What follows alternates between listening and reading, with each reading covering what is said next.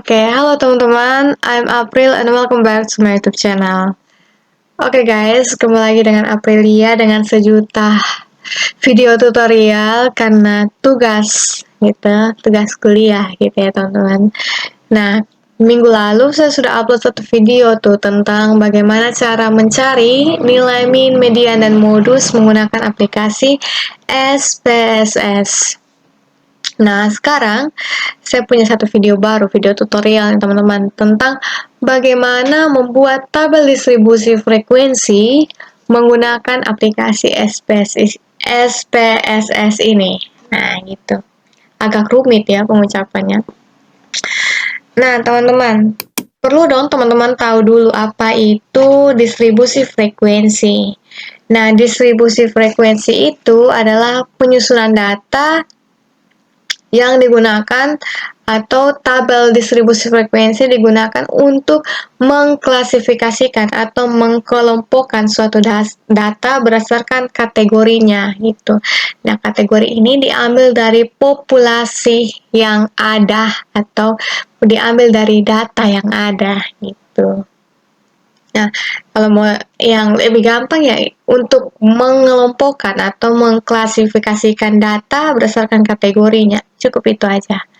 Nah, biar tidak berpanjang kata dan berbelit-belit dan lebih mudah dipahami oleh teman-teman, di sini saya akan menjelaskan kepada teman-teman, saya punya satu data gitu tentang musik lah intinya. Ada genre musik, ada alat musik, dan jenis performance gitu. Dan masing-masing dari variabel, saya sebutnya variabel atau dari masing-masing apa ya katanya. Sampelnya itu saya sudah punya kodenya masing-masing gitu. Untuk jenis musik pop, kodenya 1, lalu untuk alat musik, misalnya drum, nah kodenya saya kasih 2, lalu jenis performance-nya, kalau grup saya kasih 1, dan seterusnya gitu. Teman-teman bisa lihat sendiri pada tabel yang ada di sini. Nah, pertamanya saya buat apa? Saya masuk ke aplikasi SPSS. Seperti ini tampilannya. Teman-teman mungkin ada yang terlihat berbeda dengan tampilan saya, itu mungkin teman-teman menggunakan SPSS versi lain gitu. Kalau versi saya ini versi 29 gitu, teman-teman. Tapi sama saja semuanya itu. Nah, saya masukkan variabelnya dulu. Genre musik. Saya pakai singkatan ya, teman-teman. Lalu yang kedua apa? Kedua adalah alat musik. Lalu yang ketiga adalah performance. Tulis saya situ P. Nah, untuk menghilangkan nilai 000 di belakang koma, gitu. Kalau kata saya seperti itu. Kita desimalnya itu turunkan menjadi 0 untuk semua variabel. Oke, lalu untuk labelnya, kita masukkan nama variabelnya, genre musik.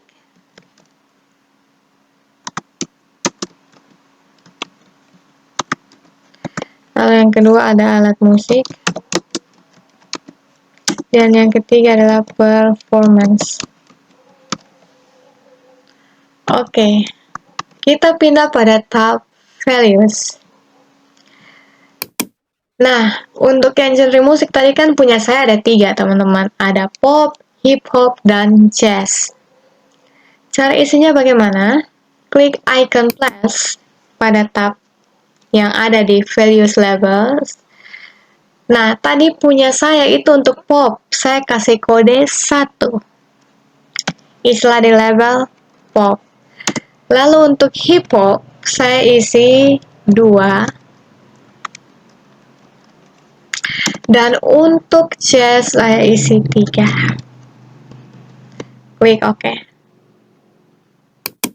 Nah, bukan hal yang sama pada alat musik. Tadi alat musik saya yang pertama gitar. Yang kedua saya drum. Dan yang ketiga piano. Klik OK. Lalu untuk performance, Saya juga punya 3 ya, teman-teman. Ada grup, duo, dan solo. Untuk grup tadi saya pakai kode 1. Lalu untuk duo saya pakai kode 2. Dan untuk solo itu saya kodekan dengan angka 3. Oke. Nah, sudah teman-teman. Seperti ini. Lalu untuk align ini untuk rata kiri, rata kanan, tengah, gitu. Saya pilih center, teman-teman. Biar lebih rapi saja gitu.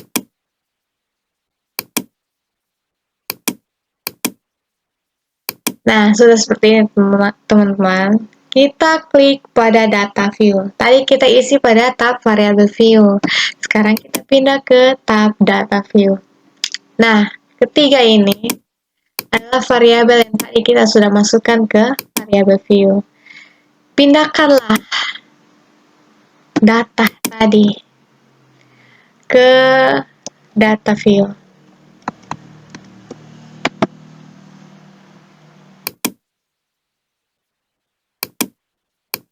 Oke, jangan salah ya teman-teman.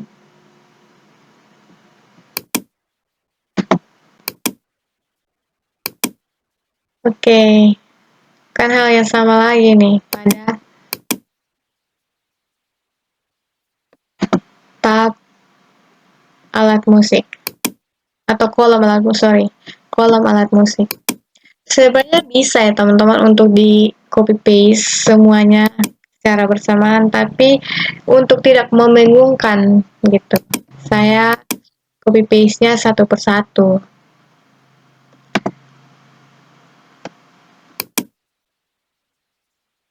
Oke, teman-teman. Sudah selesai ya. Seperti ini.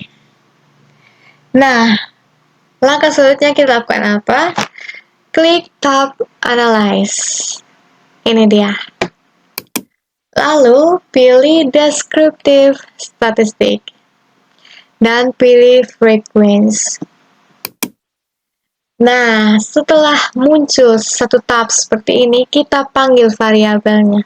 Ada 3 nih, ada GM, genre musik, alat musik, dan performance. Kita panggil satu-satu. Klik panah biru atau putih, ini saya tidak tahu sebutnya apa. Kita panggil dia. Nah, alat musik. Sudah. Oke, performance. Panggil. Nah, kalau sudah seperti ini, jangan lupa klik OK. Nah, ini teman-teman. Missingnya 0 kan? Berarti langkah yang saya lakukan itu tidak salah gitu. Tidak ada kekeliruan ketika saya melakukan atau mengelompokkan data-data ini. Nah, ada genre musik, alat musik, dan jenis performance-nya seperti apa. Nah, tadi saya punya data ada 50 nih teman-teman. Jadi, di sini benar kan? Ada 50 yang suka pop ada 18, yang suka hip hop ada 15, dan suka jazz itu ada 17 orang. Dan jika ditotalkan semuanya itu ada 50 orang. Tidak ada kekeliruan ya di antara kita gitu. Lalu alat musik. Nah, alat musik ini gitar. Yang suka sama gitar itu ada 20 orang gitu. Yang suka drum ada 14 dan yang suka piano ada 16. Dia total pun ada 50. Kita beralih lagi nih pada performance. Yang akan tampil sebagai grup itu ada 19, yang tampil sebagai duo itu ada 19 juga, dan akan tampil sebagai solo itu ada 12, dan total ada 50 orang. Berarti langkah yang saya lakukan itu salah teman-teman, benar kan? Nah teman-teman bisa gunakan juga nih untuk data-data lain, berat badan, umur, pekerjaan, dan lain sebagainya. Nah, jadi itu teman-teman, bagaimana cara kita membuat tabel distribusi frekuensi menggunakan aplikasi SPSS.